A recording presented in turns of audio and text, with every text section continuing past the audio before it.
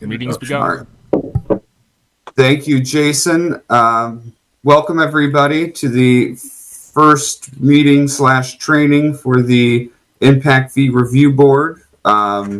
We are, I believe we made some brief introductions before, but just to redo it since the meeting is recording now, we've got Brian Blazak in the room here, councilman for St. John. We've got Sergio, the Director of Building and Planning, Chris, Town Manager, and then we've got Denny Cobb, who is pictured here. He's for First Group Engineering, and then we got Tagi, who's from the ARS Group, and Adam Decker is the Plan Commission, and he will be the attorney for this group as well. And then Jason is our IT director, who will be doing all of our IT stuff for us.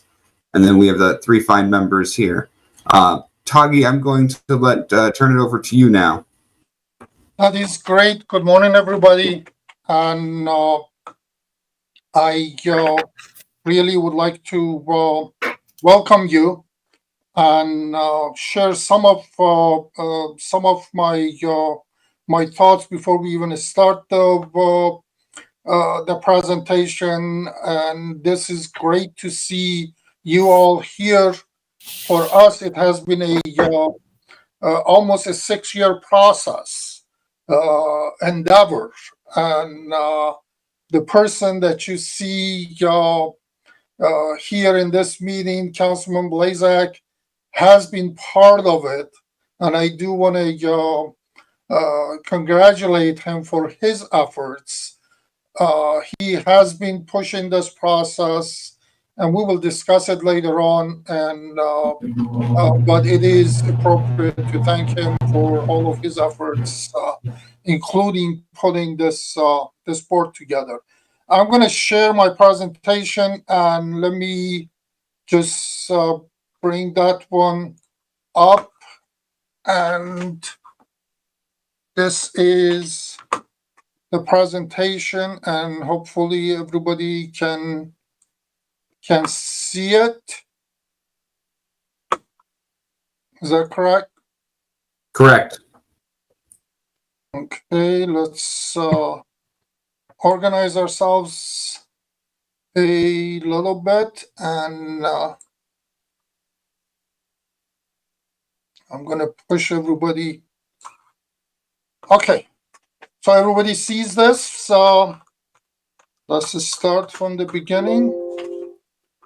And this is our program. One of the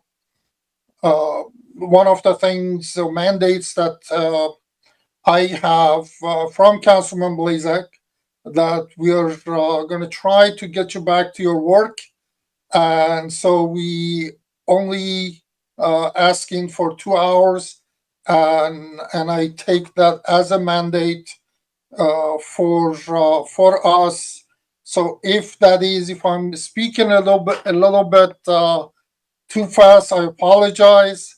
But I have 44 slides that I want to share with you.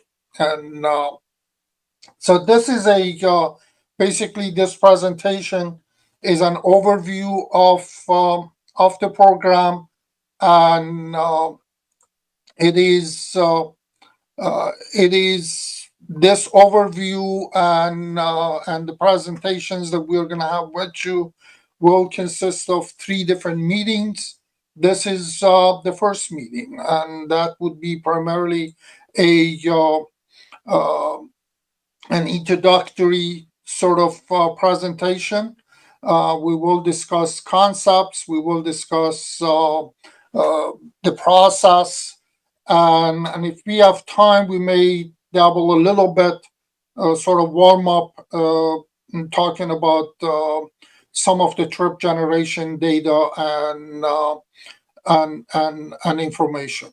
We in our second meeting, that is a lot of conversations around the impact fee, what are specific elements of it to implement this impact fee, and we will talk about what is credit, what is appeal process, which are primarily your responsibility based on state statute to discuss those things. So we will get into the sort of meat of the program for you in the second meeting. The third meeting, we will we have prepared an administrative manual, and I understand all of you have received a copy of it.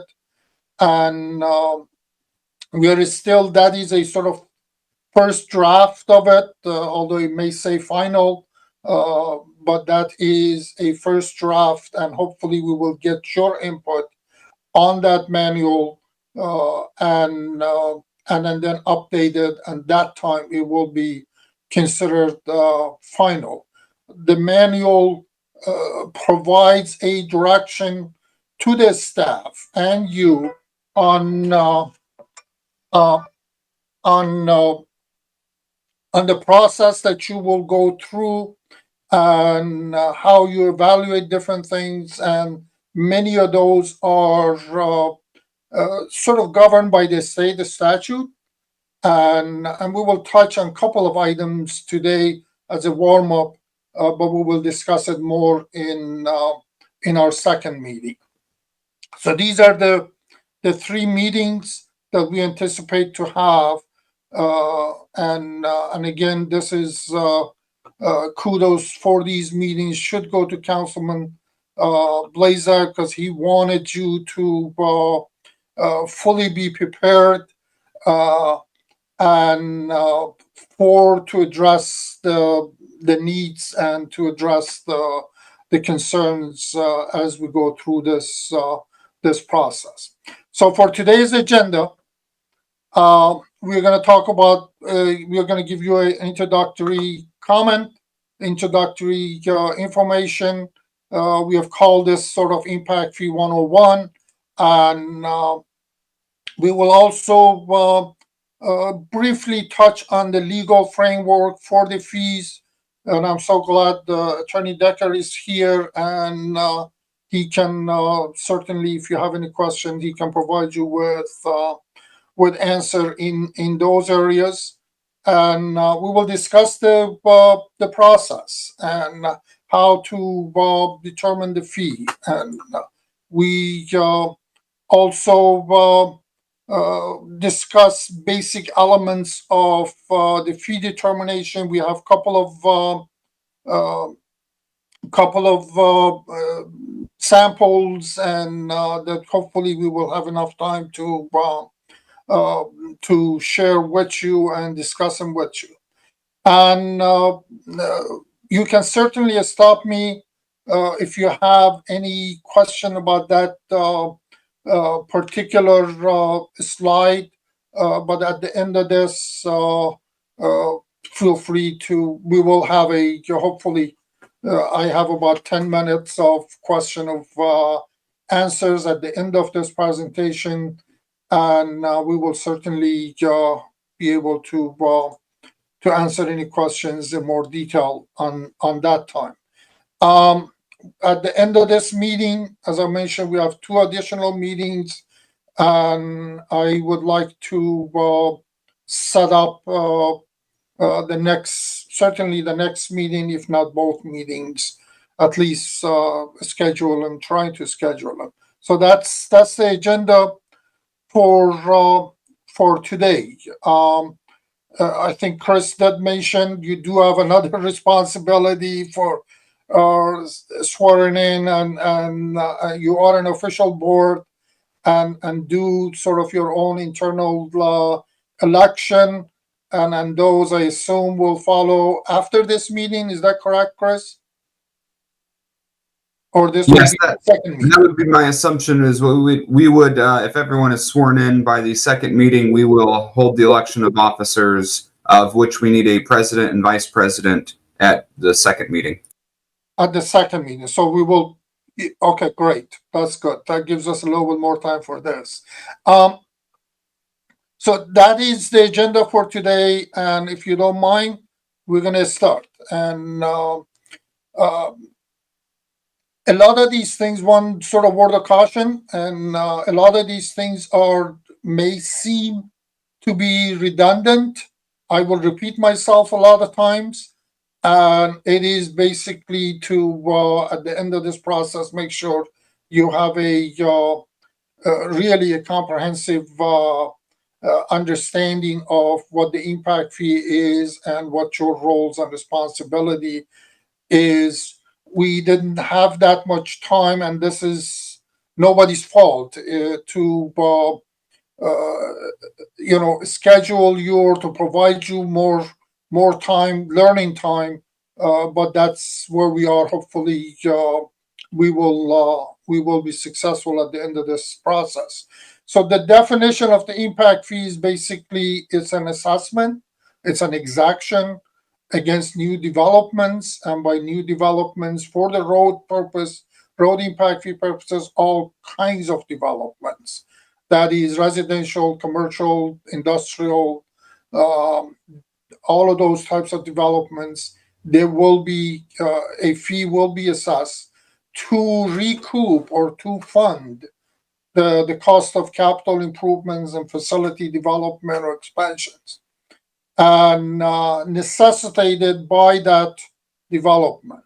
One item you will hear me talking about throughout this whole presentation is what's the difference between capital improvement, facility expansion, infrastructure development. All of these we use it as a sort of interchangeable terms. So I don't want you get confused what is what. They're all interchangeable terms that are basically used for public facilities. In this case, the public facility will be the road infrastructure. Indiana state statute also define what is the impact fee, and the Indiana statute says it means a monetary charge imposed on new development by a unit. Unit means the government here, to defray or mitigate the capital cost of infrastructure that is required, but that is required by, necessitated by, or needed to serve the new development. I think it is important for you, these sort of three items, as you go through over the future years, evaluating and reviewing different appeals applications or credit applications. These defray, meaning cover, meaning pay or mitigate capital cost and required by the development or necessitated by the development or needed to serve the new development. These become sort of criteria for you to remember. I also have my own definition, and I didn't mention we do this for a living. We have done a lot of impact fee studies and over the year, and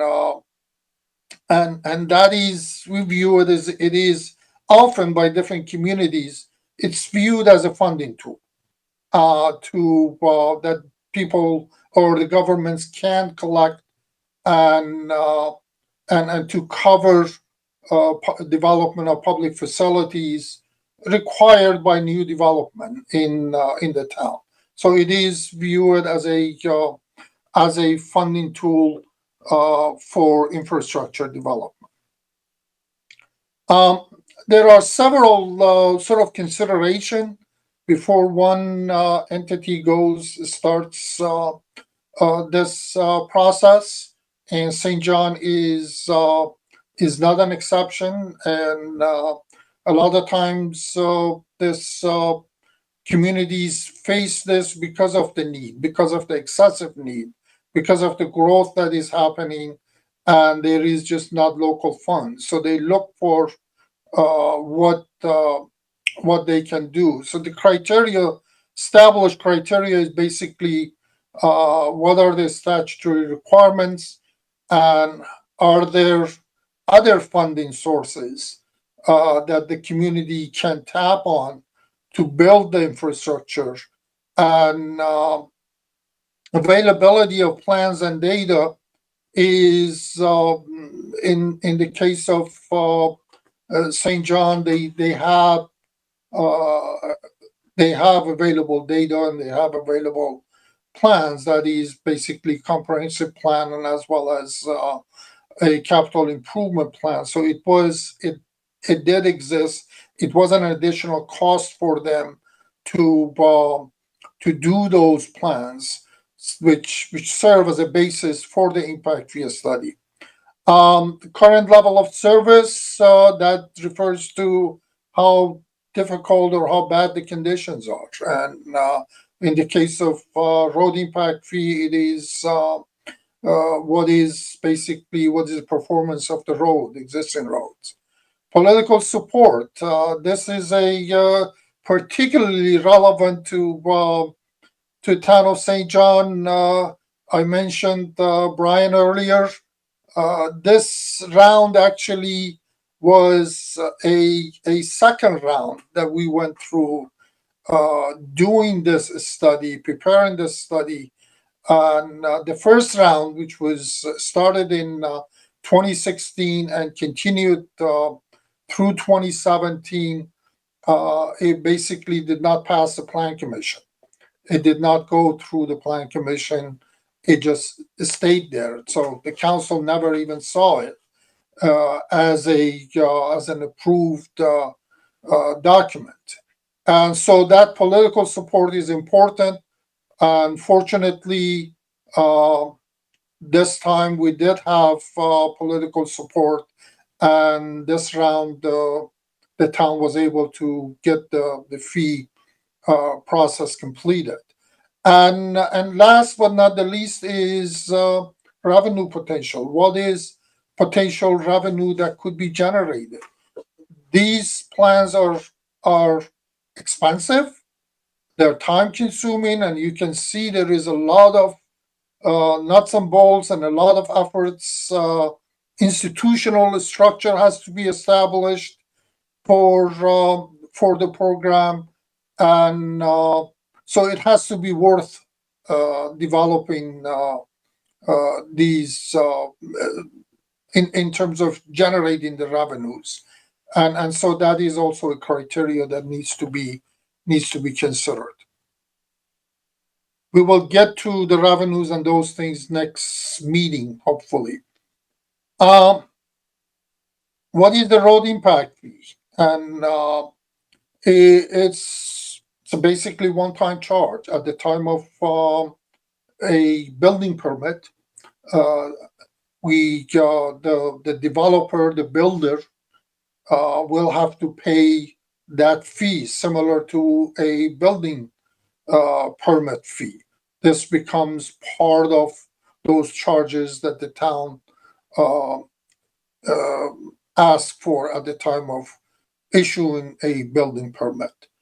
It in the case of road impact fee, it applies to all types of development. As I mentioned, it is for all commercial, residential, as well as industrial uses. And the town actually approved the fee, or went into effect July 13, just about less than 2 weeks ago. And it will remain in effect for 5 years. And so for the next 5 years, this fee stays consistent with what has been approved. And I understand you have a copy of the ordinance in the packet that the town sent you. So that's sort of one segment as a sort of background information. I'm going to get to the next segment, provide you with a basics of the impact fee, and feel free to ask any questions, because these are important to understand. Am I going I'm not going too fast, am I? Okay, great. Brian is changing, saying no. and I don't know if you can hear me, but he's already got a PhD in the impact fee. So don't listen to him because he has gone through this process, as I mentioned, for the last 6 years. But so basics of the impact fee, it is basically based on the land use type. It is one of those programs that puts all types of developments or takes into consideration all types of developments and the impact of those developments on the transportation. It is it's a formula based. We will talk about it a little bit later on about the state statute, but it has to be calculated for each land use, and then he's going to talk about that later on in our presentation, and it is based on the level of trip generation, and it is by and large it is a pro rata share of a facility cost to serve a development. In other words, what is a share of a single family home creating additional traffic and contributing to congestion in the town, and what is that and that single family home needs to pay its fair share of that cost. And as I mentioned, it is typically collected at the time of issuing a building permit. It covers what's called a service area. In the case of St. John, there was an advisory board that was established that we worked with by the town council, established by the town council, and we worked with in development of the plan or this impact zone study, and that they established the service area in almost every community. They typically choose the they choose the corporate boundaries, but we have seen in some occasions in Indiana that there are sub zones or sub areas that they may have a different fee rate. We did evaluate that for the town, and it was determined that the best approach for the town to be one single zone. And so all funds that are collected must be spent in the service area, which is the total town corporate limit, and then typically the service area again expires at the end of expiration of the impact fee program, which is 5 years, and this is our current our current service area.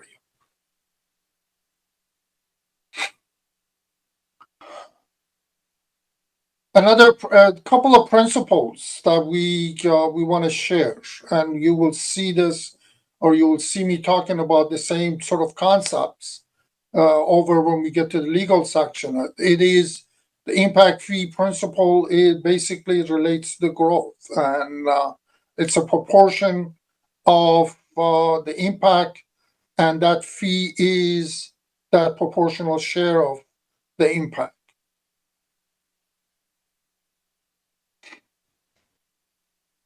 Some of these principles that are typically used is the improvements that the town does must address the growth. You will hear Denny talking later on about existing deficiencies and growth-related development. What the principle here is for the fee is those funds that are generated must be addressing the needs created by those by the growth. And one other item is, in addition to being proportionate, it cannot be higher than that proportionate share. And there are other sort of requirements without getting too complicated that often the fees are corrected, and in this case, we had to do it for St. John. They have to be credited, in other words, reduced due to other funds that come in play that the taxpayers pay. A good example, for example, is if the town issues bonds for road improvements. Those bonds, taxpayers are already then pay for those bonds through their taxes, and if we charge them addition for the impact fee, we're basically double charging them. So there are that sort of equity principle comes in place, and there is also opportunity. One principle is, and it is in Indiana's state statute also, is that developers or builders, in many cases, you hear me talking about fee payers. They're all the same, and they may want to do improvements in lieu of fee. In other words, instead of paying the fee, they say, "Well, we have to do some improvements. Can we do these improvements to mitigate or address some of those needs instead of paying the fee?" And that is very important because you will be involved in every case of those. And those are called also credits. And so you will have to review those credit applications and say, okay, you're going to do this in lieu of the fee, and then there is a process, what they have to do, and how you will review that and approve such a credit.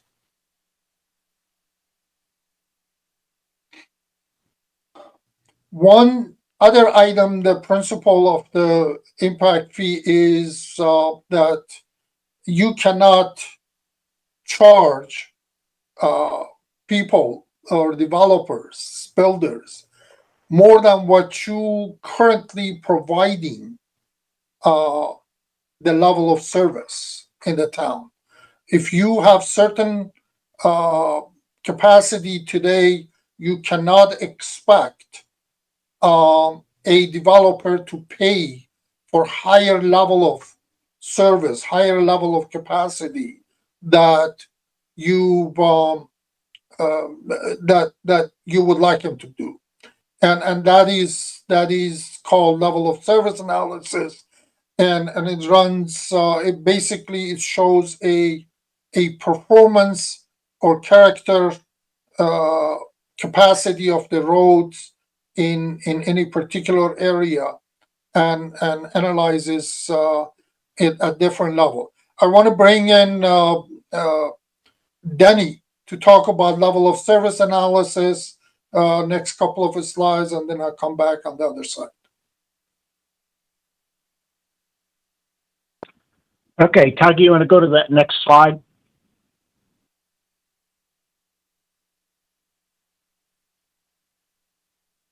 There you go. Okay, basically, level of service is related to how much time you spend or how much delay you're experiencing.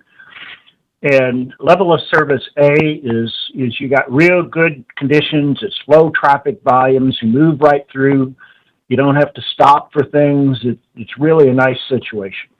Level of service F, on the other hand, is everybody's jammed up. And the intersection of 30 and 41, when the Borman has problems, is a good example of a level of service F. It's multiple cycles to get through traffic signals. It's just long queues of traffic, and it's not very desirable. Typically speaking, in public financing of improvements, we look at level of service D as the lowest acceptable level of service. And then anytime it gets below that, we start looking at what can be done for improvements. Sometimes there's things that can be done, but they might be too cost effective. For instance, if you have a three-way or four-way intersection with a two-way stop, and the people that stop are experiencing a lot of delay, but yet there's not enough traffic to warrant a traffic signal, you could put in a roundabout, but at a cost of between $700,000 and $1 million for a roundabout, depending upon the number of cars on that side street, it may not be cost effective. So we also had one question during this process, well, why don't we design for level of service A so that everybody is real happy? And I said, you can't afford that. You'd be having 6-8 lane roads, like 93rd would be 8 lanes wide. It's just not cost effective to do. So that's why level of service D is typically looked at as the lowest acceptable level of service. Any questions there? Does everybody Todd. understand the level of service? Because we have selected level of service D, and that establishes sort of the threshold for establishment of the fee. And also later on, then he's going to talk about the deficit. That has created some deficiencies that the town has to pay outside the impact revenues generated by the impact fee. And in your review of future alternative sort of studies that may face you, because the developers do have that right to submit their own study, and it is important that they maintain that level of service D in any of their analysis and in their proposals also. Okay, great. Now, types of impact fee I referred to earlier.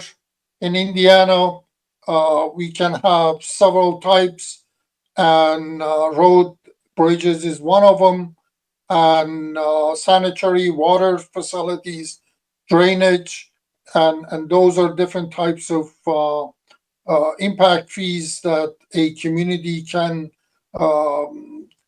establish, as well as recreation or park assets. In the case of St. John, the town has had parks and recreation impact fee. We actually renewed it for them in 2019. They're new, and they've had that since 1997. And so the road impact fee is the first for them.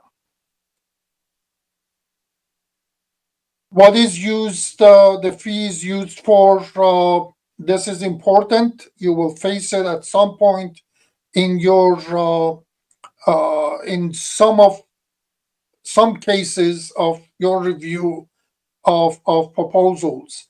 But the cost that is typically generated, or revenue that is generated, is used for infrastructure development and reimbursement of the cost, future sizing of different facilities, interest, what is important, and a bunch of other related sort of expenses that are benefiting or the expanding capacity or mitigating the impact.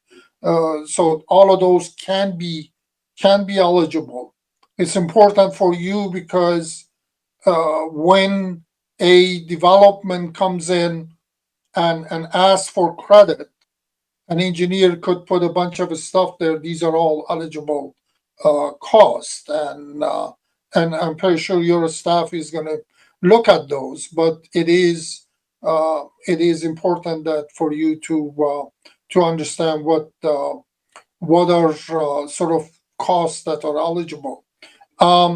Impact fees are not, one important thing is, are not going to be used for capital improvements that are existing deficiencies or shortfalls, and this is only for new developments and also for operational expenses. You cannot pay staff with it. And so that is that those types of funds cannot be used.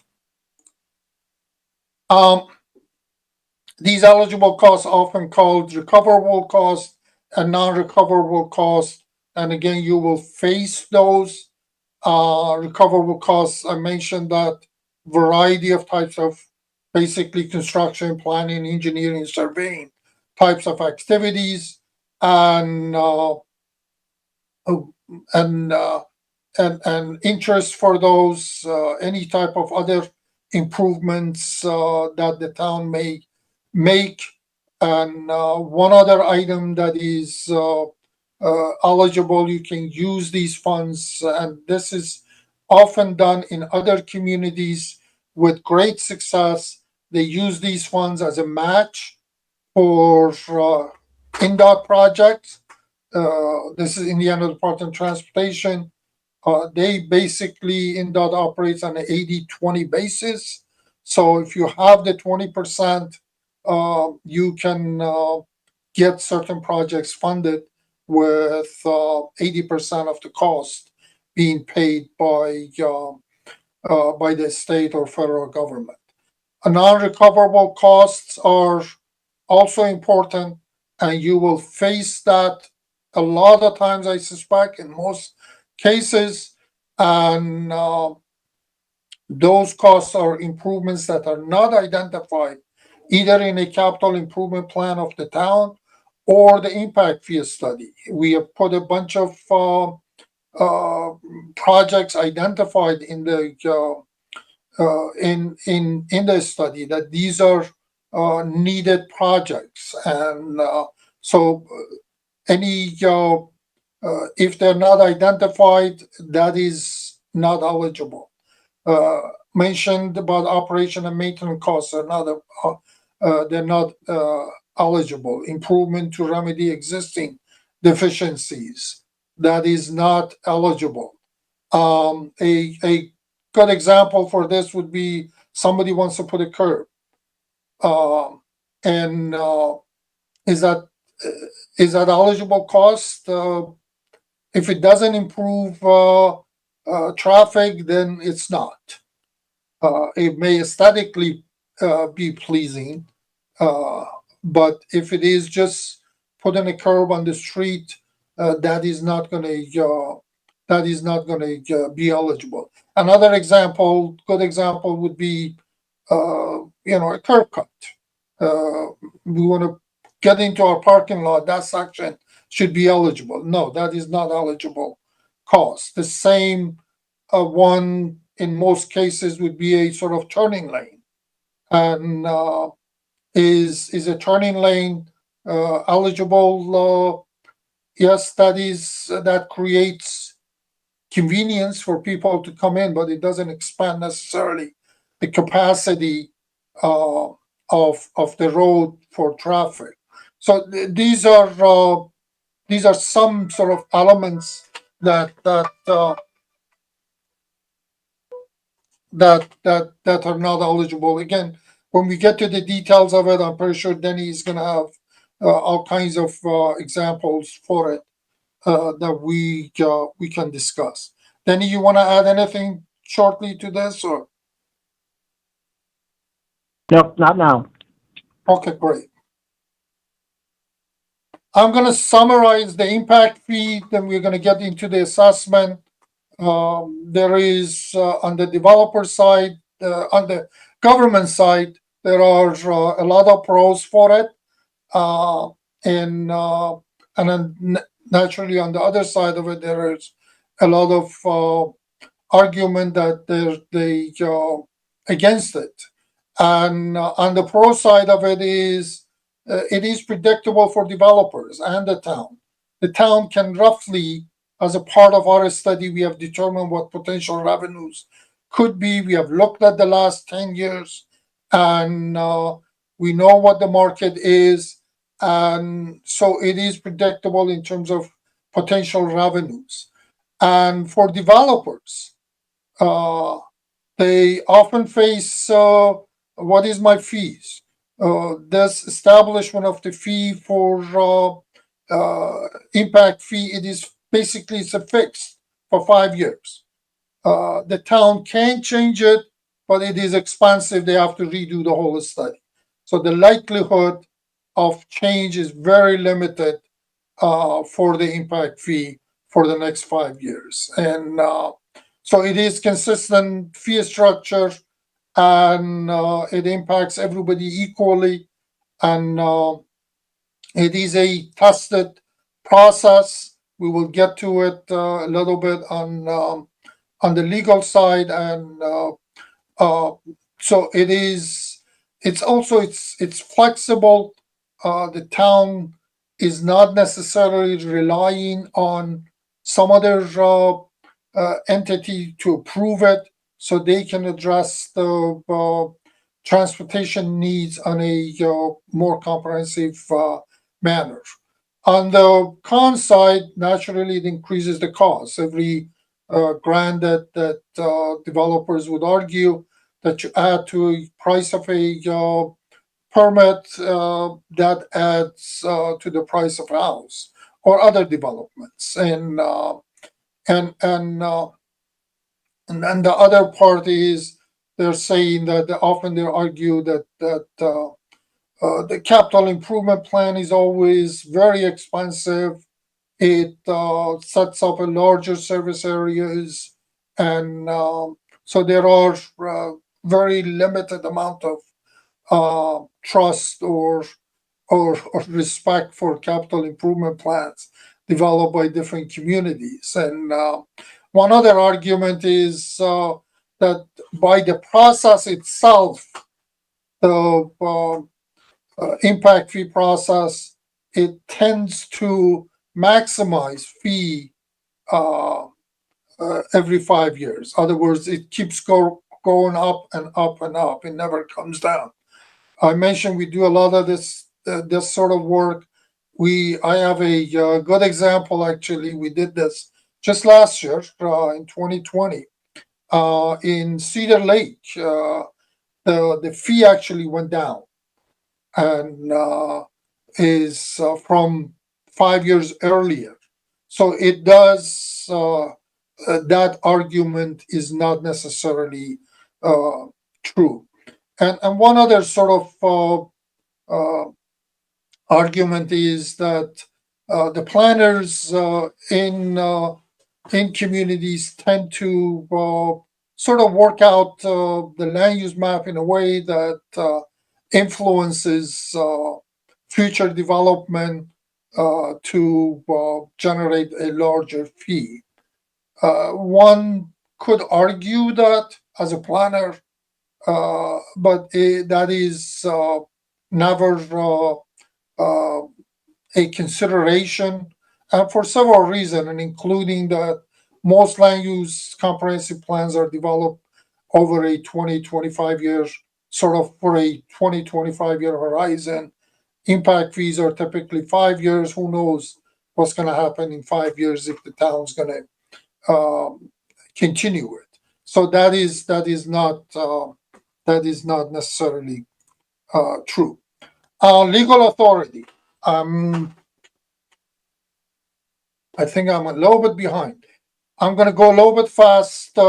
Legal authority, basically the impact fees have seen several cases at the federal level, at the Supreme Court level, and all of these cases indicate that this is the federal government or the federal courts have over and over indicated that this is the impact fee is a form of land use regulation, and therefore it is protected by the Fifth Amendment, and the Fifth Amendment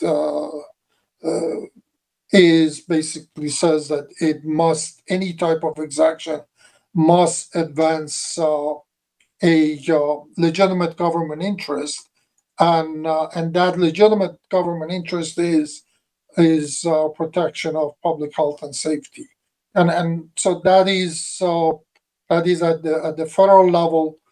The federal courts also have sort of established two tests. Does the fee or the process of establishing a fee sets up two items, and that is or satisfies two tests. What is one is essential nexus. Is there a linkage? Is there a connection between the fee and the need? And there are a couple of, as I said, couple of court cases on that, and also it is roughly proportional, and that is important. That in your deliberation as you go, and you may get cases, and people may ask for a lot of relief, and you have to maintain that sort of proportionality of whatever decision that you make. In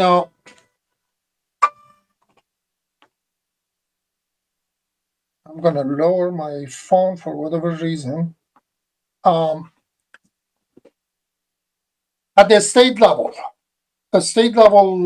is in Indiana is relatively simple, but it does establish a process and method, and that's what we have to abide by, and for establishing an impact fee. State it specifically requires that the chief executive, in this case the council, has to establish a road impact fee, an improvement zone. My apologies, for some reason my alarm is on in our office. I don't know if you hear it in the background. I haven't heard anybody coming in, but so an executive, chief executive has to be establishing an advisory committee, an infrastructure improvement zone or impact zone has to be established, and that is the study we have done, and also prepare determine a reasonable impact fee for the infrastructure, and that is what the study has done. That's detailed analysis, but it has to be reasonable. And last but not the least, the state requires appointment of an impact fee review board, and that is where you come in. In Indiana, again, a couple of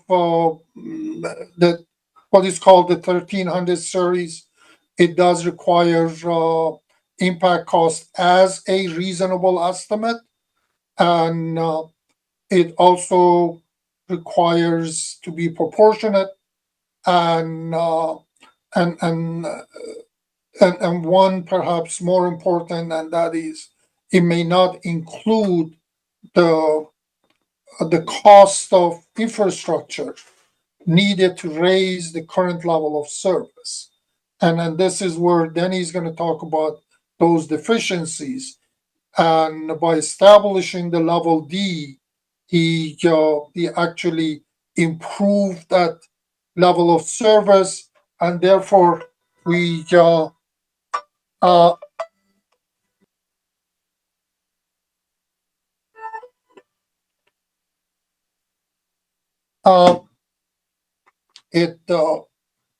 our alarm is still going. So we're that level of service has to be established, and then he's going to talk about those deficiencies. And so that is what we have at the state level. And in your level, I hope you don't mind. I'm going to just jump out for 15 seconds, run and see or redo our alarm. For whatever reason it is, it went on. I hope nobody's trying to break in somewhere. Other people are in the office. Just a minute, hold on.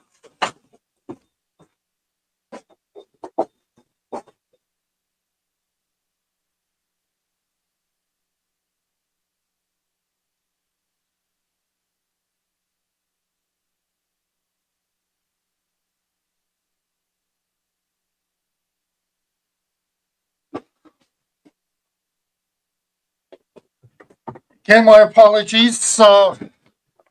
Just to have a break, we have had this issue with the battery for our system. It's an ADT system. I don't know if you have ADT in your system. We cannot get them to come in. The way I understand is the battery is 8 years old and it doesn't work. So is whenever there is a loss, it goes off, and we cannot get them to come and replace it, and we cannot buy the battery off the market. Anyway, the Impact Fee Review Board is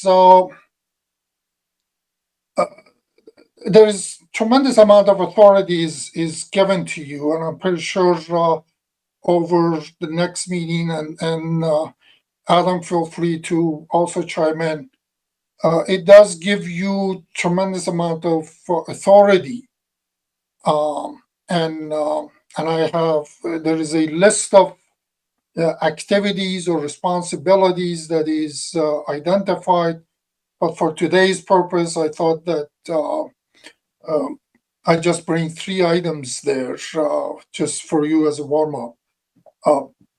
It says the board may reverse, affirm, modify, or otherwise establish the amount of an impact fee, a credit, a refund, or any combination of fees, credits, and refunds. For purpose of this subdivision, the board has all the powers of the official of the unit from which the appeal is taken. And so it is, you have tremendous amount of authority to setting those fees and evaluating. At the same time, it does require that within 5 working days, after making a decision, you are required to provide a copy of your decision to the unit, which is the town council, as well as the fee payers. This is the developer or builder involved in the appeal.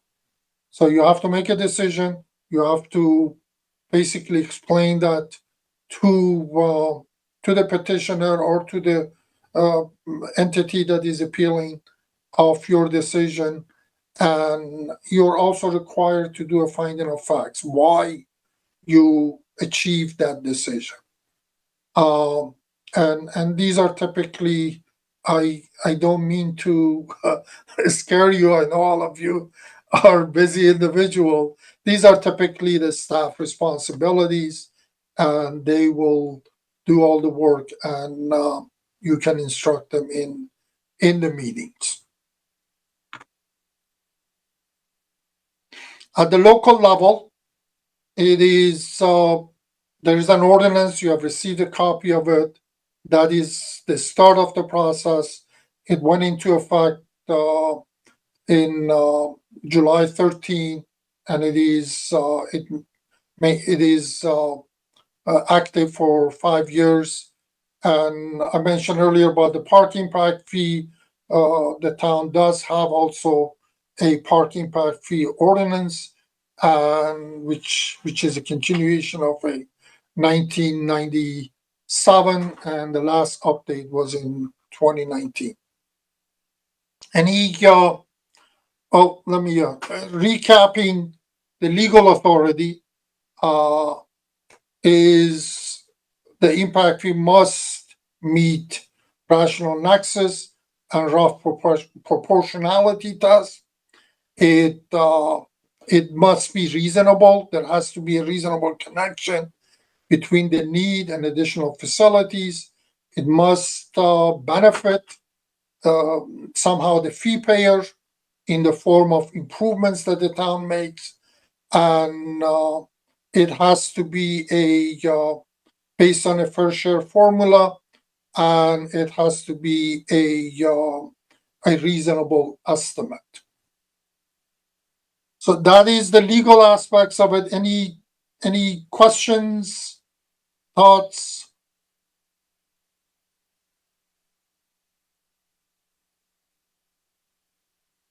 No? Okay, I'm going to move on. The next item is the process. And the development of impact fee is a complicated process. It has to merge two different disciplines that not often talk to each other, and that's one of the beauties of the impact fee. It forces the planners and the engineers to talk to each other and come up with solutions. So it identifies future growth, and based on that growth, establish a traffic forecast, and typically that is done over a 10-year period, and allocate certain number of those trips that are due to growth, and identify the cost. This is the infrastructure cost that is needed for those growth-related deficiencies, and then you basically divide the two, and you get a cost per trip. The last item would be a fee schedule. Then, on that basis, is prepared, which we will show you the current fee schedule for the town. This is a very short synopsis of the process. That it took us about 12 months to do it. When we prepared this 2021 plan, which was approved in January 13, and it is a comprehensive evaluation of, again, consequences of development on the community, and it becomes part of the planning process in development of a growth plan. As a part of this work, we literally, for the next 10 years, we analyze land use, we analyze development, we analyze the number of potential housing units. Every parcel of land in the town was analyzed and for its potential, and this is what you see in terms of the total service units or number of service units in different categories of use. Residential uses, for example, it was estimated that there is about 4,544 residential potential for the next 10 years, and 2,943. These are all EDUs that I will get to it later on. And these are equivalent dwelling units, or which is called also EDU. These are service units that we use. And industrial, as a whole, the town has, for the next 10 years, in terms of land use capacity that would generate traffic, we estimated or calculated somewhere around 8,870 units. These are service units of development. And so this is sort of one side of the equation. On the other side of the equation, then what does this mean? On the other side of the equation is the transportation or the traffic impact of all this potential development for the next 10 years. And I'm going to bring in Denny to talk about his part of the work.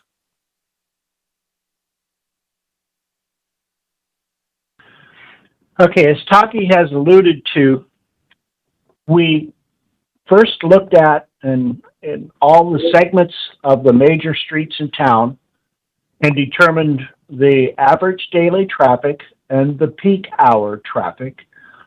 We applied both the existing traffic, and then we applied some growth to the existing. And that growth was, in the next 10 years, what development has been approved and what traffic will increase from outside of the town that would run on the major streets within the community.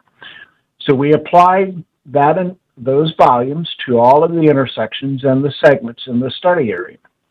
We then determined the level of service of what that would be. We said, okay, we're going to try to go to a level of service D for all of those. So what are those improvements that we need to do? And once we determined those improvements, then we developed a cost. Then we turned around and did the same thing with the development of the vacant land and determined what those volumes would be, what those improvements would be, and what the cost for those improvements.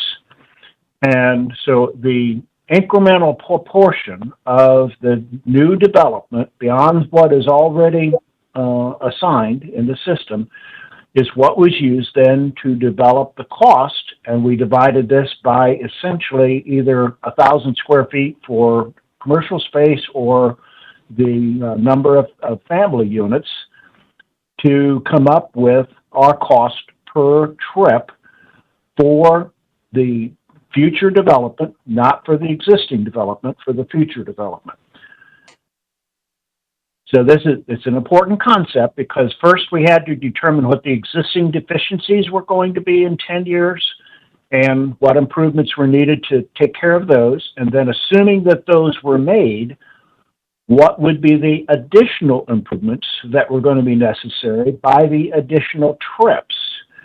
And once we got that, then it was a simple division to come up with the cost per trip. You want to talk about your total traffic counts based on those growth scenarios? Any? The next slide. The slide that Tagi's got up right now, we determined that all of the homes would, their daily trips were going to be 10,921. And then the same on down for all of those different uses to a total of 55,669 trips. Then our cost, we had two columns there. You had the existing deficiencies that totaled out to about 6.7, 6.8 million. And then the cost of all the improvements would be about 27 million. And so the net difference between those two is the cost that would be applicable to the additional traffic. That's at 20,579,000.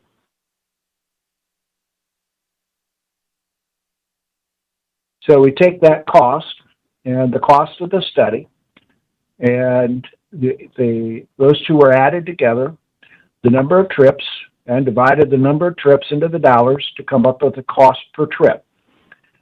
And then we had some credits that would apply, and we deducted those out. So the net cost then for each 24-hour trip was $338.09.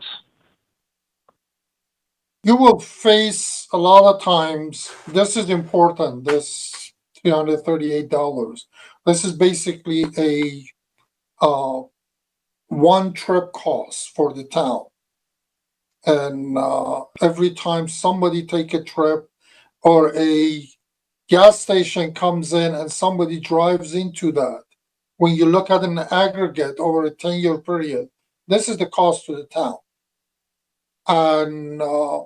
And it is important to remember, and the reason for it is because you are going to face a lot of times asking for credit. No, we don't generate that much traffic. No, our development is as such. And this is a good example for you to remember that every one trip would cost this much. And this is basically one of Denny's. You want to chime in on that? It's one of Denny's analysis tables or maps. It's a very briefly. It just shows the traffic control throughout the community. So it's not that all important. Let's go on to the next slide. Yeah. So a trip is defined as a one-way movement. And so if you have an office development and in the peak hour, there are 50 trips in or 50 turns into the office development and 150 people or vehicles leave the office development. So in our terminology, the in and the out are both identified as a trip. And so you add the two together, and what you have is a total of 200 trips.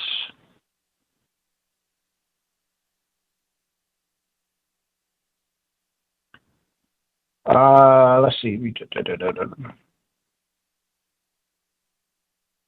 I guess the important part here is that we have a base resource that we use to develop these trips, and then this information is used to look at regional studies for things that will go on regionally, site impacts for the specific site, zoning and land use planning, and sizing of the system. It's also used in this specific process for traffic impact fee determination. And then it's also sometimes used in environmental assessment for larger projects for noise and air quality. Now, the trip generation is important for you to, again, we have put that more as a background information for you because we anticipate that you do face that sort of argument in most of applications that you may receive, that they are proposing either an additional credit, or they want to do their own study, or they want to submit their own traffic study, and they will use these terms to say this is our trip generation rate. I think all of these will basically generate defines a service unit, and I think we can go to the next one. A service unit is different types of development with the understanding of the traffic generation is turned into a unit of measurement. And that unit of measurement typically is called EDU, or equivalent dwelling unit.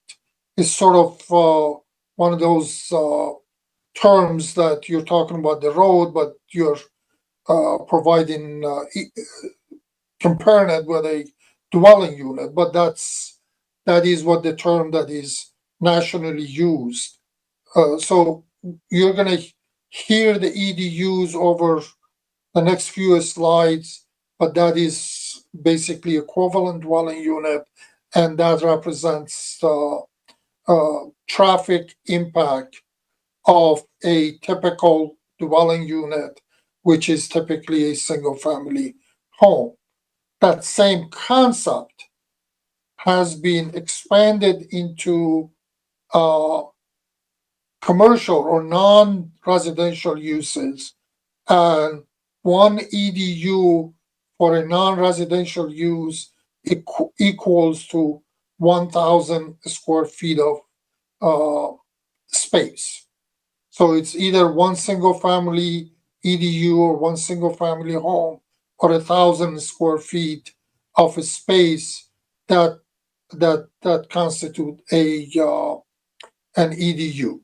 And then a trip generation that Denny was talking about is then measured or generated or created per EDU for different types of land uses or land use development. That's a good example of the EDU.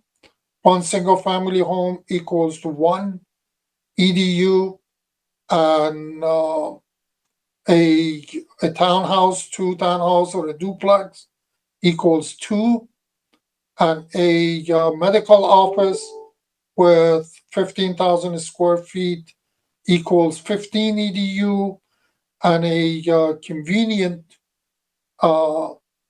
store consisting of 3,200 square feet equals 3.2 EDU. Does everybody understand the EDU concept? And any questions on this?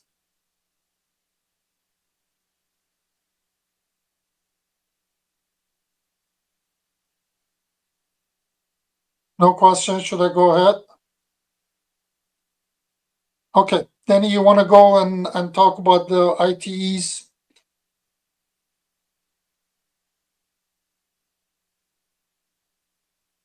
This is too small. I think I'm going to move on to the next one that sort of shows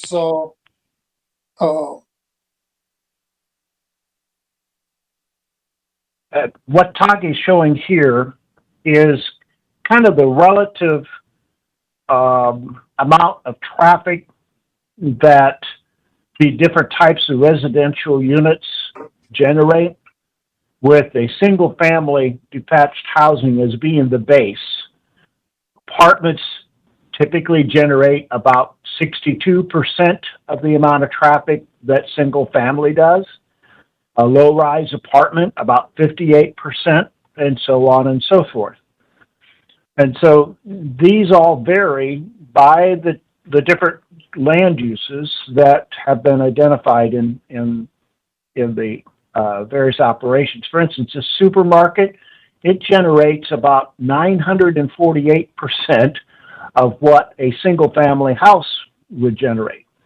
And then you get into convenience market, a lot of in and out of traffic, and if it's got gas pumps, it's a lot of in and out.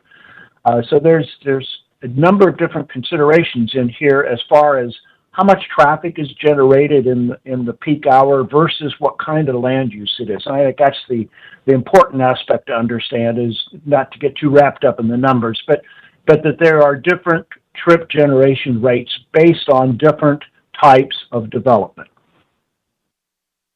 we are gonna talk about these ITE tables in our next meeting more elaborately. What you see here, ITE is Institute for Transportation Engineers. So it's a national organization, has been in this type of doing this type of research and issuing these reports on an annual basis, and so they are the only source nationally for anybody to look at, and Denny has basically got this source and has created the St. John version of what you see here, and that is that, and everything has been sort of adopted for St. John purpose. But you will see that if any development, if they're not using this or they're not using what Denny has developed, they can do their own study, and they're going to have to provide you with the same information, which is locally based. So that's sort of the transportation part of it. And any questions on that part? We sort of set the land use section, we did the transportation, and now we're going to go into how do we determine the fee? What is that impact, and what's how is that calculated? And then he talked about trip generations, talked about new trips generated by each type of units, depending on the trip character. And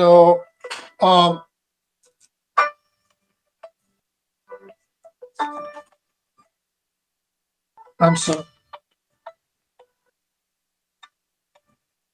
No matter what I do, I cannot power off.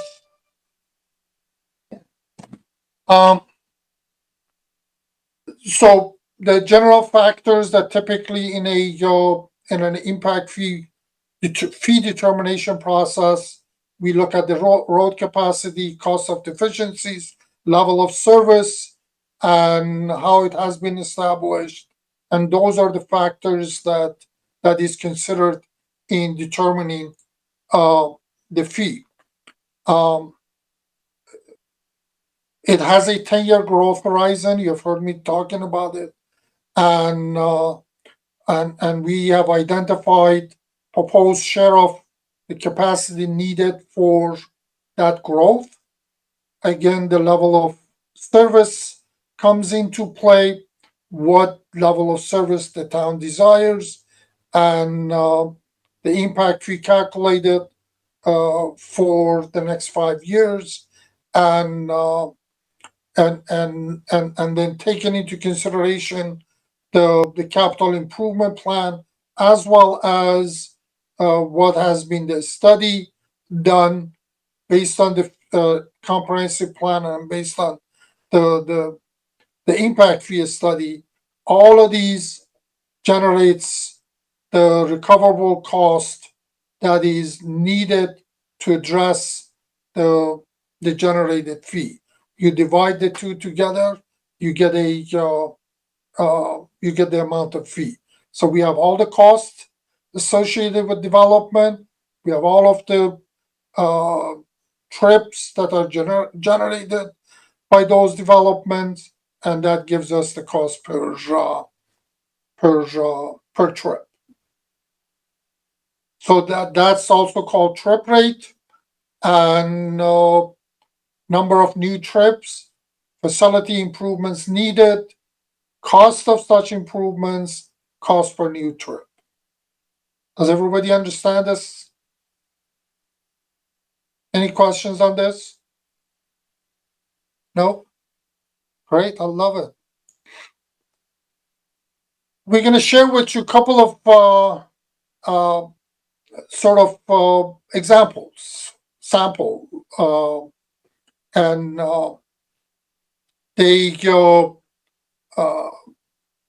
Let's say a development comes in, consists of residential, commercial, and industrial, and the residential creates 30 trips, and commercial creates 60 trips, and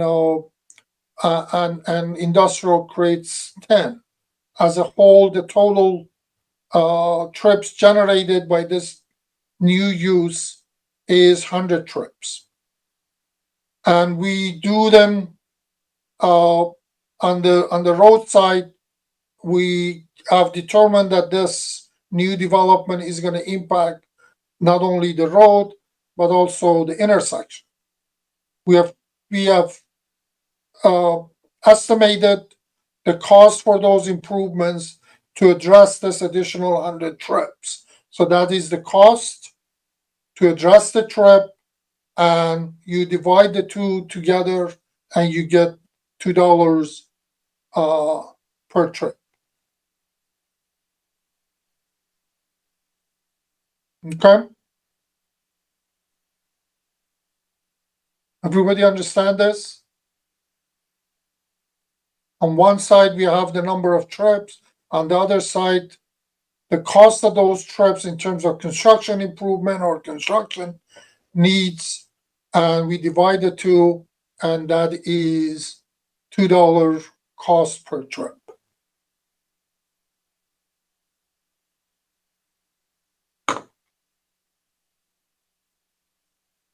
Okay? Another example. Now we're going a little bit next sort of level of complications. An medical office building with a 10,000 square feet. And from the EDU tables that we showed you, we know that typical medical office building generates 28.34 trips per 1,000 square feet. Okay, so this medical office building generates 283 trips, which is basically 10. We have 10,000, that's 10 EDUs times it by 28.34, that gives us 283. If that fee was $2, as in the case of the previous example, then the fee for this medical office building would be a multiplication of 283 times it by $2, which is 566. Okay.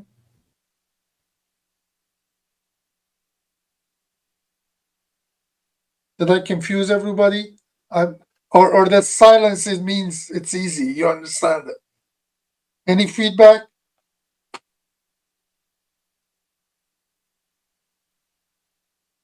Soaking it in, and seems to be making sense for me, at least so far. Thank you.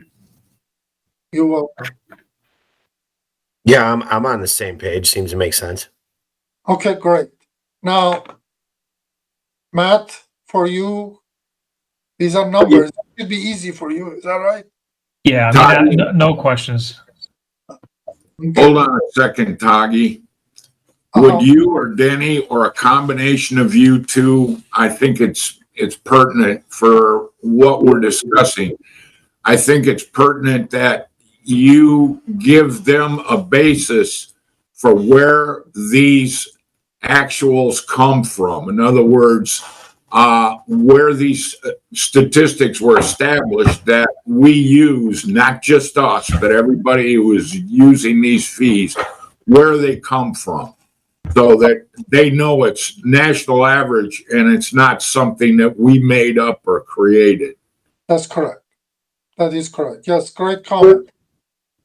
If I could complicate this, if I put this, let's say this is the reality of St. John. I want to go back, instead of $2, you will be facing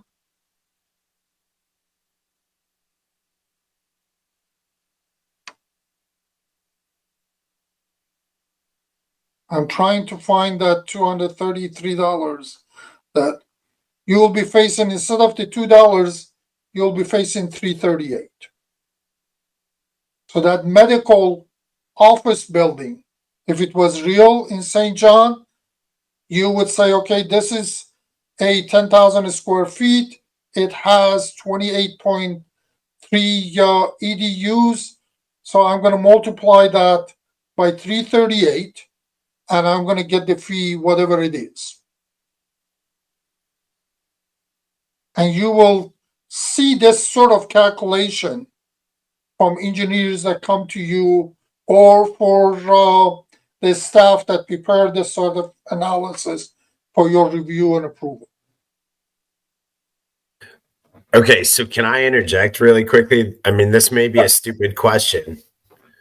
So that cost came out to like $7,000 as Right. opposed to $566. Right. So if the real cost would actually be $7,000, why aren't we charging them $7,000? Wasn't this impact fee imparted or started to cover those costs of the Right. impact? And if Right. we're not covering them, what are we doing with this? This is just an example. This is a very simplified example, so I can prepare you for that eventual, decision, or when you see these numbers. This is the process.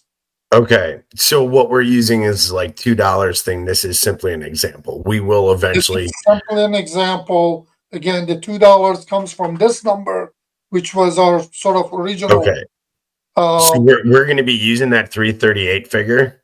That is correct. Okay. Yeah. See, it was a stupid question. Apparently, No, I no, wasn't it's paying stupid good enough question. attention. There is no stupid question, and it is important. One of the other items, this is a lot of money, Yeah. and in this case of this example, you're looking at a medical office building. And we will discuss this next time. We will have more example. A medical office building with not that much traffic. And so you can see that if it is 283 times by 300 some dollars, that is $7,000-8,000. Right.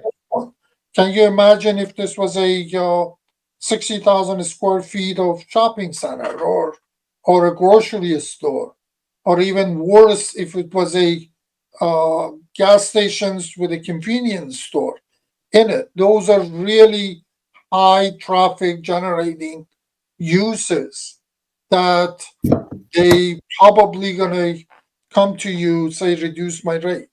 Sure. You will be facing that sort of things. Yeah. Yep. Now, this is basically what we have. The trip rate of calculated trip rate is 338.09. And one of the things the advisory committee did, they wanted to, and the council approved it naturally.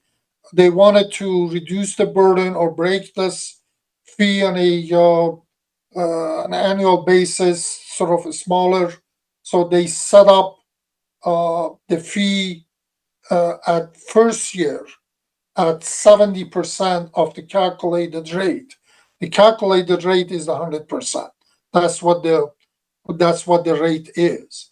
But they wanted to reduce this trip rate by 70% on the first year, 80% second year, and 90% the third year, and the fourth and fifth year will be at 100%.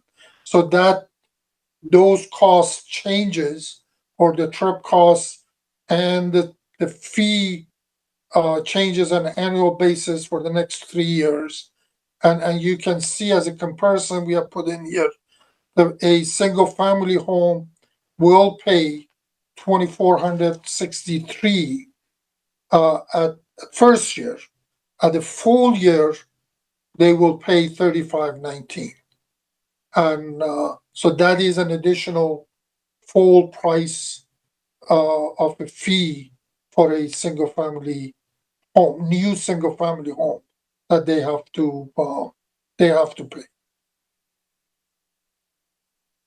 Any questions on this? So you will be more concerned about these numbers, and the 338, the trip rate is going to stay consistent, and for the first 3 years it's going to change to with these levels, and fourth and fifth year it'll be complete. So, Tagi, I've got a question. So that 2463 for, say, this year, is that on the individual lot builder homeowner, or is that for a developer who comes in and plans 200 single family units in a development?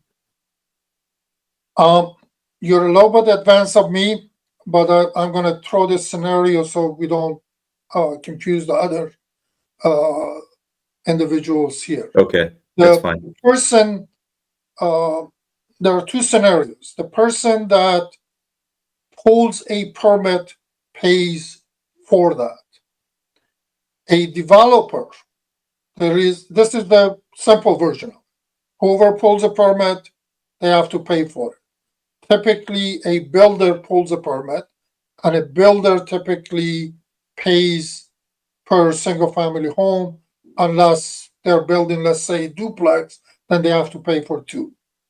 And a developer has the option, and these are the things you will face, is that they could come and say, I'm going to build a 200 unit development.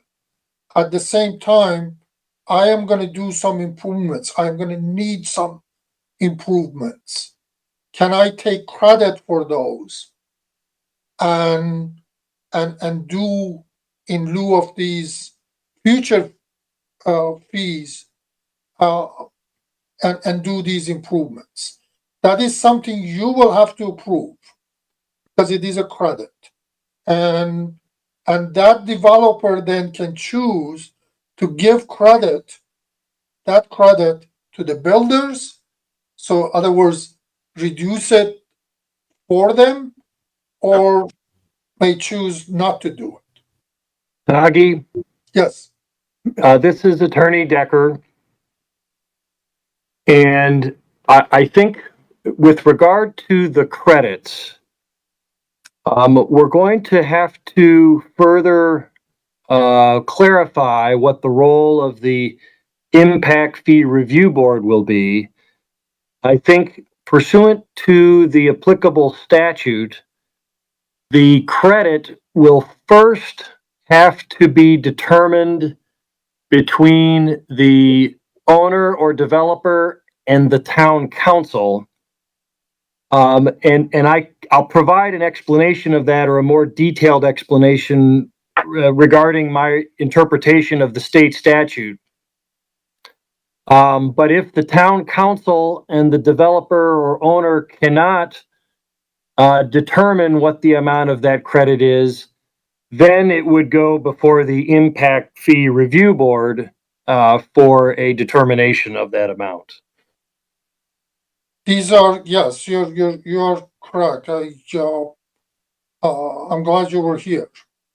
When we go through the administrative manual, these are some of the issues that we will discuss, and you can certainly clarify it in terms of process of reviewing credits.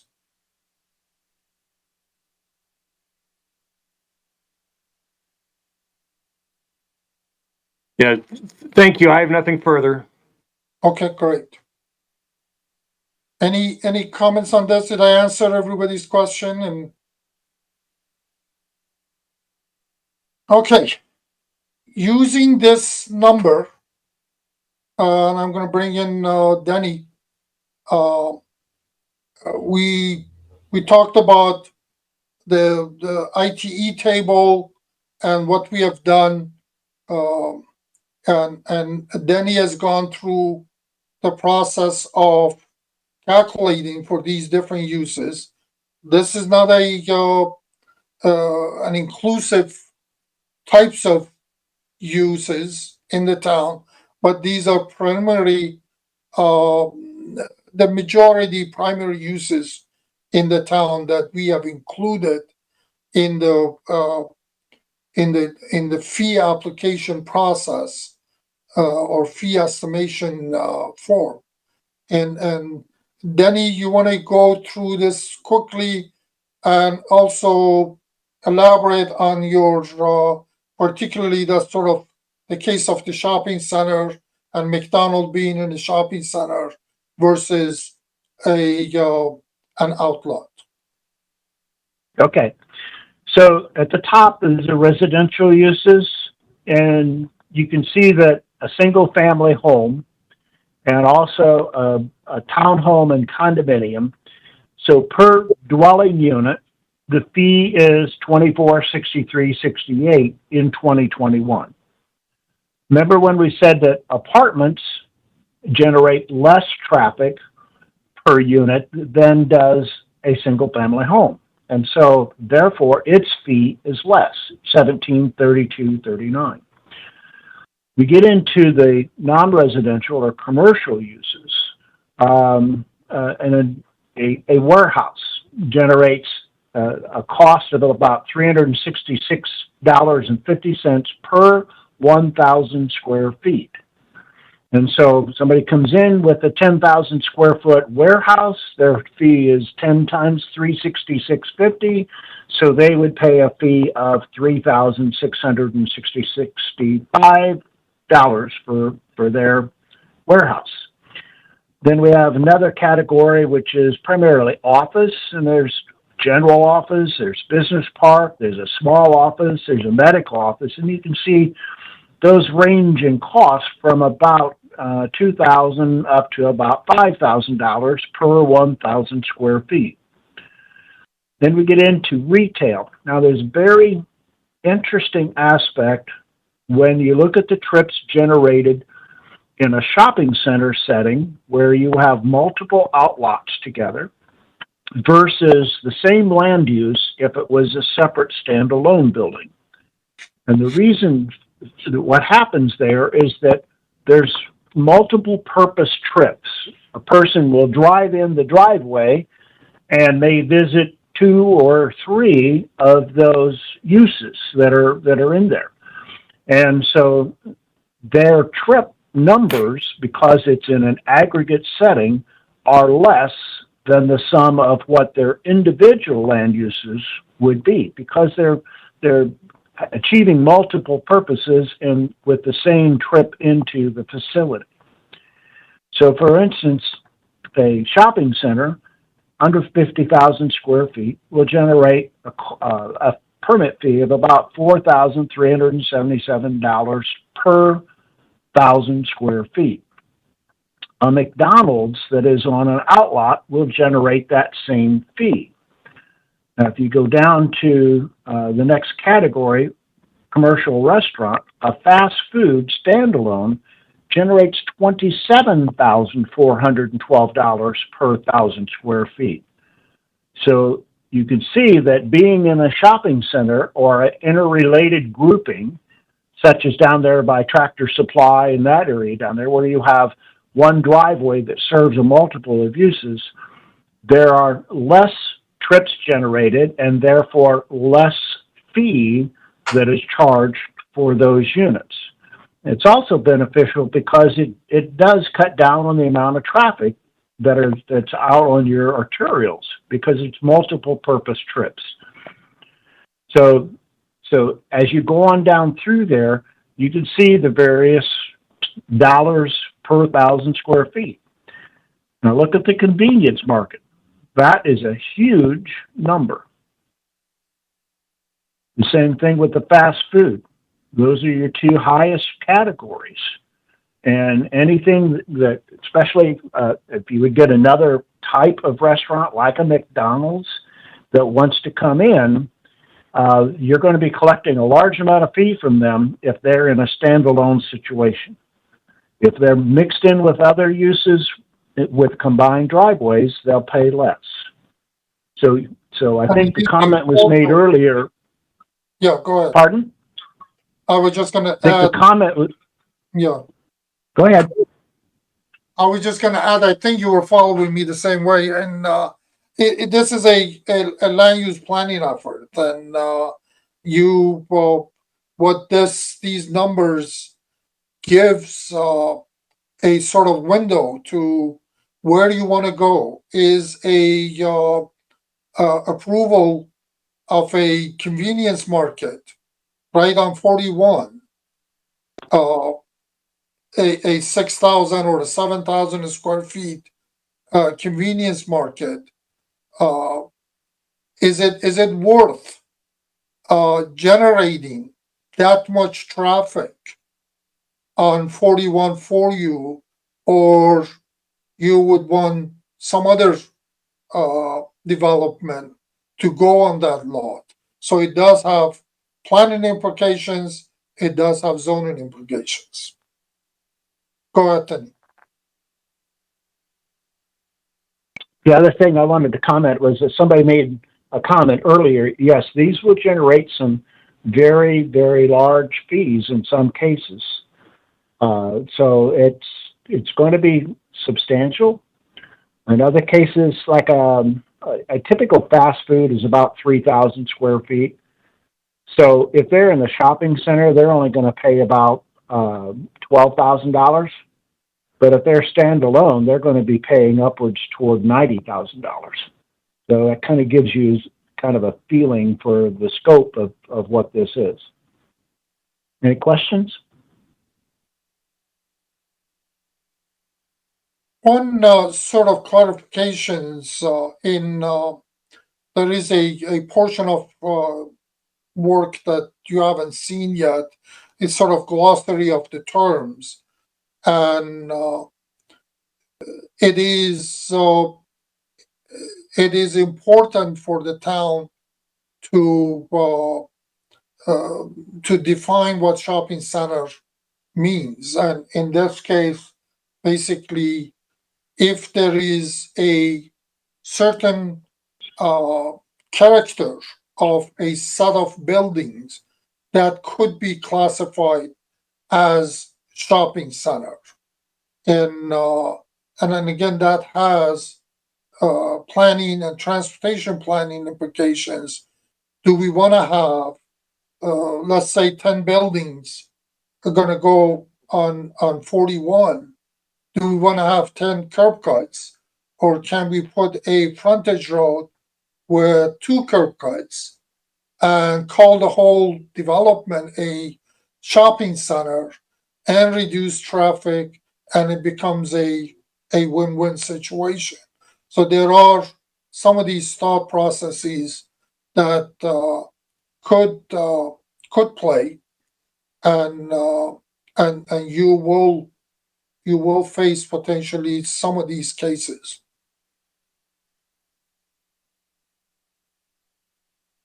Any questions on this?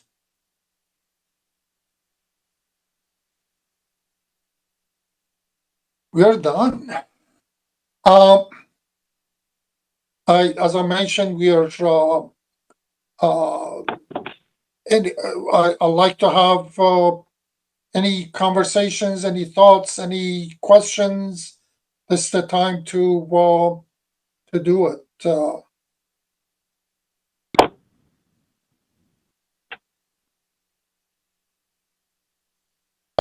Hold on a second, Toggy. Chris has a question. Can you go back to the previous slide? I'm looking at the commercial retail. You have the shopping center and right? Shopping center? Yeah. You have a shopping center that's greater than 50,000 square feet. Do you also have a example of one that's less than 50,000 square feet? In other words, you show one side but not the other. Yeah, there is ITE sets up a different rate for facilities that are greater or less than 50,000 square feet. In some uses, 40. Denny, you want to add to it? That basically that comes from ITE tables. Right. Again, these are what we think would be the more common uses. We have provided a much more lengthy database that has shopping centers that are less than 50,000 square feet, and a very large number of other uses. These are just the ones that are more common and kind of give people a feeling and a quick way of developing a fee, but the tables that we've provided are much more specific and in their land use numbers and descriptions. Denny, in the case of less than 50,000 square feet, is it categorized any lower than that, or is just plus 50 and minus 50? In other words, plus and minus 50. Well, let's be realistic with the current impact of retail and Amazon starting to destroy basically the big box stores.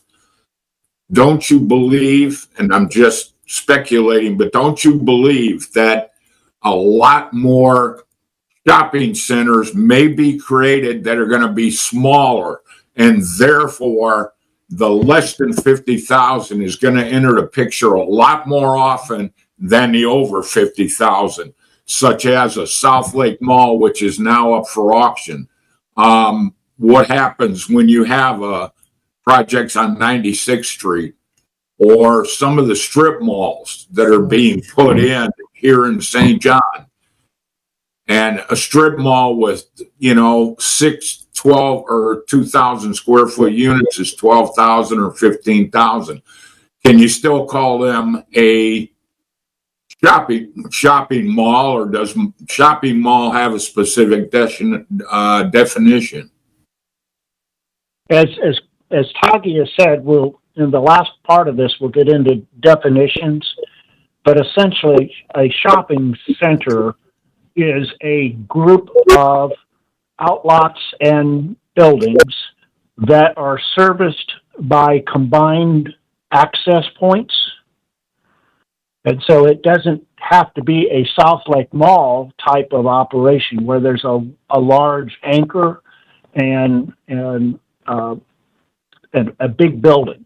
For instance, down on the south side of town where the Tractor Supply and there's a bunch of buildings in there, would, in our terminology, would qualify as a shopping center because there's multiple lots that are serviced not by individual access points onto 41. They're serviced by grouped access points. Does that answer your question, Brian? We'll get into it when you start discussing definitions down the road a piece. We still need to get. Okay. Yeah, those are. We still would like. I'm going to email him. We would. Example. And show him. Sergio's going to email you and ask you to add 1 or 2 lines so that he's not going to be fielding questions in a nonstop basis from developers who come in and want to develop something in our TIF districts that are way less than 50,000 square feet. But yet, how do you define shopping center versus a strip mall? He's got it there. They're the same, Brian.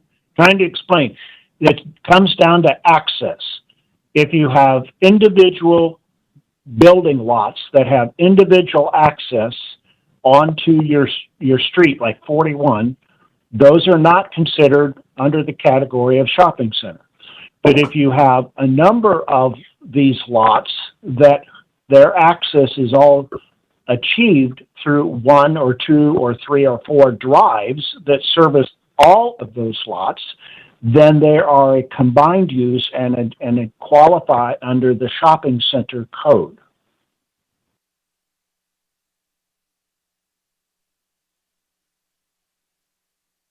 Added up to 50,000 square feet. I think yes, for the one that we showed, but we've also got, like I said, it breaks because of the pass-by traffic reduction at 50,000. And so that's why we break it. I can easily provide another line in there for this. That's what we'd like you to do. We'd like you to do that, please. Okay, great.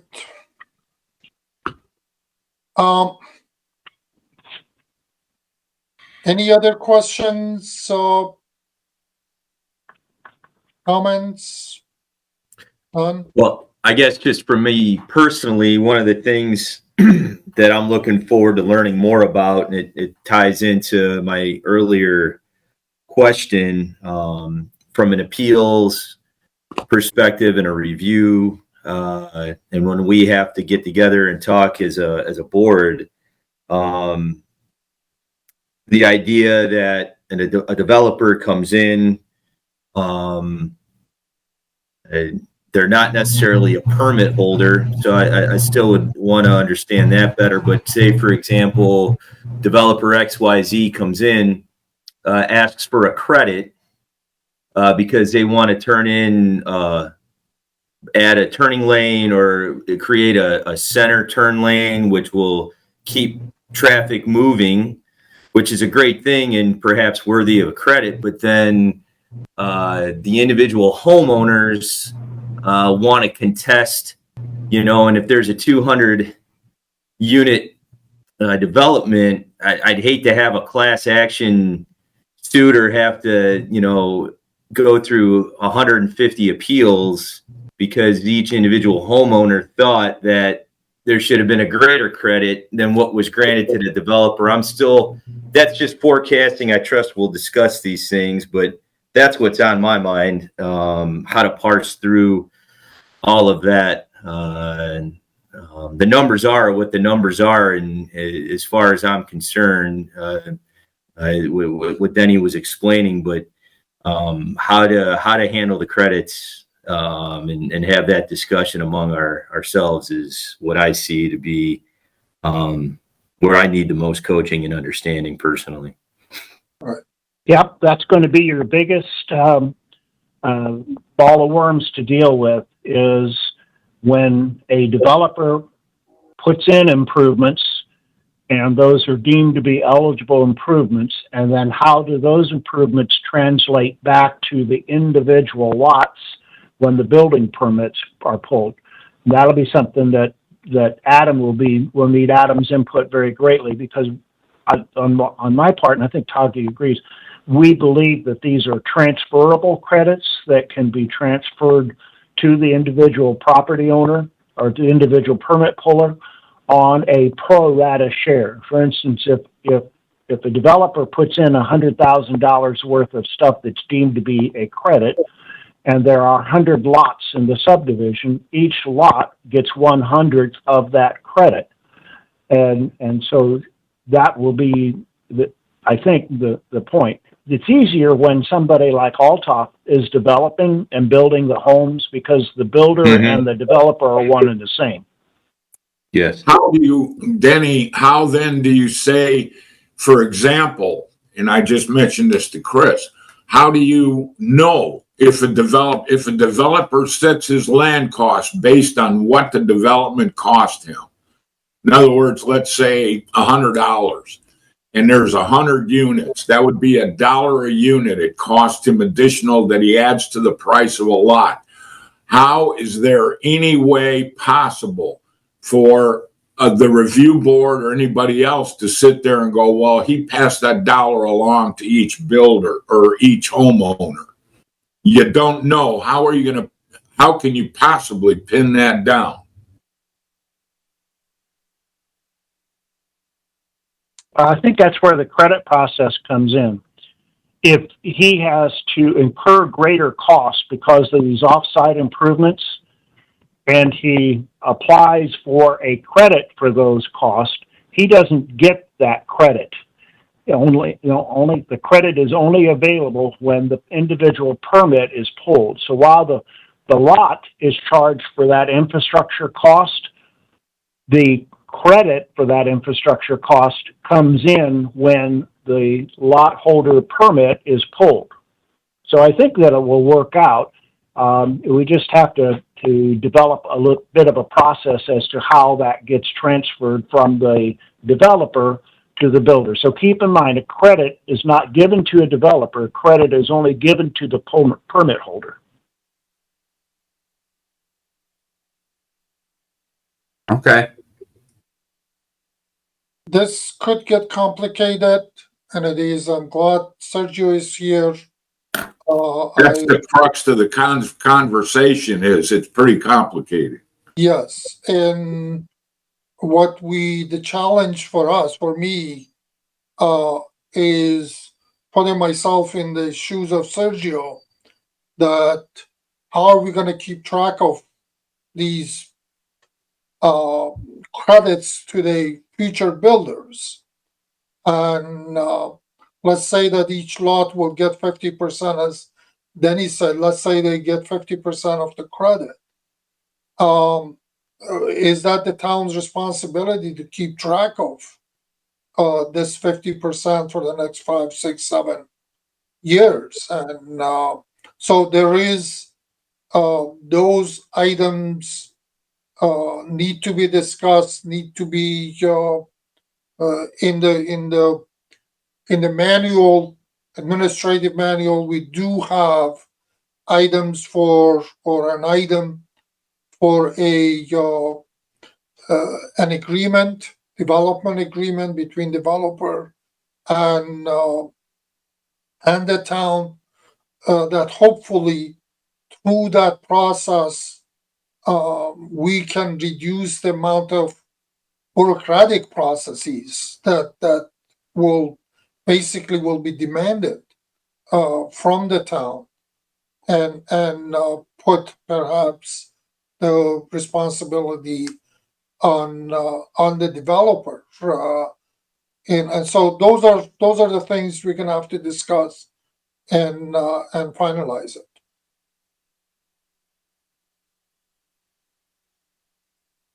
Okay. Next meeting. Next meeting, we will be more talking about the ITE tables. We're gonna actually show you what those tables look like. You saw a portion of it. And we are again going to review fee assessment and calculations with some real sort of examples. And we are going to discuss the appeal process. We have developed the forms, and which you have already received them, and feel free to review them. And then that is the administrative manual does set up a process for that appeal, and the same is for credit application and alternative fee determination. These are the cases that somebody comes and says, you're assessing me too much, and I'm going to do my own study and present his findings to you, and then request an alternative fee. And we are going to discuss your authorities in a more extensive way. We touched on a couple of items today, but we'll go over all of the items. And we will also, for today, we'll set up the next meeting. One question that I had is this virtual meeting working for everybody? Or you would like to see in-person meeting? Virtual meetings, Tagi, for a couple reasons, but the most primary being these gentlemen probably have jobs. They may be sitting in their offices currently, much as you are, much as Denny is. We don't need people spending time traveling, so let's stay virtual, and hopefully everybody agrees. I'm just providing options, and yes, I agree with you, absolutely. But we are here to make sure that you are satisfied with the process as a board. Virtual is fine for me. I think the virtual is fine. It works well. Okay, great. Any time, date? Next week's 2 weeks For everybody. Tuesday, Wednesday, Thursday, towards the middle of the week is good for me. Next week, yeah. Next week, If it is Tuesday, we need a little bit more time to put the PowerPoint presentation. But if it is the following week, do a it. week from today. Oh, yeah. All I'm saying is my early part of the week and end of the week is usually super slammed with business. So for me and just me, any of those times work well. This same time works well. If it works for everybody else. Go ahead. If possible, the 10th, 11th, or 12th, personally, next week is going to be over the top for me. So if we can go to 2 weeks, I would prefer that. How about we stay 5th of August, 9 o'clock? That's fine. That's fine with me. We can't do it. The following week we can. I need more time than we got to put the next presentation together. And also you need to advertise and do whatever you have to do. The 12th at 10 o'clock. That looks good to me. Yeah, that works. Thursday 12th. at 10 a.m. 10 a.m., that works. Okay, great. And we will try again the same. I will send you the copy of the presentation and the agenda. And meanwhile, you will have to go back to the town for your other responsibilities. And I guess we will have an election of officers as the first item on the agenda for next meeting. Is that correct, Chris? Everybody's got to go. Yes, as long as everyone has been sworn in by the 12th, we will be able to hold election of officers. Mm-hmm. And you're going to coordinate their swearing in, and so it is done before then. They simply need to go to the clerk treasurer's office during the hours of operation of the town hall, and they should be able to get sworn in there. Right. I would just maybe call ahead to make sure that the clerk treasurer is there and able to do the swearing in. But other than that, it's a very simple and non-time consuming process. I think. Yeah, it'll take 5 minutes. Great. If there is no other question, we are actually over 3 minutes or over our mandate. And I want to thank everybody and look forward to seeing you in 2 weeks. Very good. All right. Thank you, everybody. Take care, everyone.